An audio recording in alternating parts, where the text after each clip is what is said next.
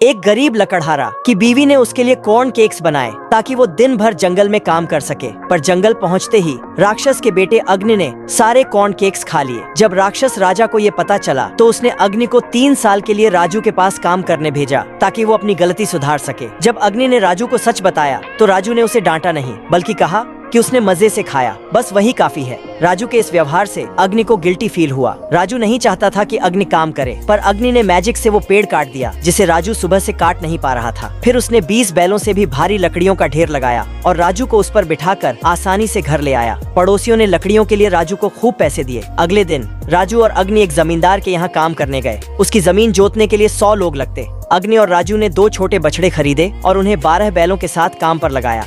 अग्नि ने मैजिक से बछड़ों को इतनी तेजी से हल चलाने पर मजबूर कर दिया कि उन्होंने उन 12 बैलों से भी ज्यादा जमीन जोत दी। किसानों ने जमींदार से बछड़े खरीदने को कहा, पर अग्नि ने कहा कि वो उन्हें 12 बैलों और एक बोरी सोने के बदले ही देगा। बाद में किसान बछड़ों से काम नहीं करवा पाए तो अग्नि ने उन्हें हल चलाने का सही तरीका दिखाया। फिर अग्नि राजू के साथ राजा के यहाँ अनाज को भूसे से अलग करने का काम करने गया। ये 100 लोगों का काम अग्नि ने कुछ ही देर में अपने छोटे पैरों से कर दिया। उसने हर तरह के अनाज को अलग अलग ढेर में भी रख दिया। राजा खुश हुए और उन्होंने राजू और अग्नि से पूछा कि उन्हें क्या चाहिए। अग्नि ने कहा कि उन्हें बस एक बोरी गेहूं चाहिए। राजा मान गए। अग्नि और राजू घर गए, घर के सारे कपड़े सिए और 1 हफ्ते में एक बहुत बड़ा बोरा बनाया। फिर पूरा परिवार उसे लेकर राजमहल चला गया। मैनेजर बोरे का साइज देखकर शॉक्ड रह गया। अग्नि ने सारा गेहूं उसमें भरा, पर बोरा आधा भी नहीं भरा। राजा ने और गेहूं देने को कहा क्योंकि उन्हें विश्वास नहीं था कि कोई इतना बड़ा बोरा उठा पाएगा। आखिरकार बोरा नहीं भरा, पर अग्नि ने सोचा कि अब बहुत हो गया है। उसने बोरा बांधा और आसानी से कंधे पर रखकर घर ले आया। इस तरह अग्नि की मदद से राजू को बैल, अनाज, लकड़ियाँ और पैसे मिले। वो खुशहाल और समृद्ध जीवन जीने लगा। 3 साल बाद अग्नि ने राजू और उसकी वाइफ को अलविदा कहा। अपने पिता के पास नरक लौटकर वो एक जिम्मेदार लड़का बन चुका था।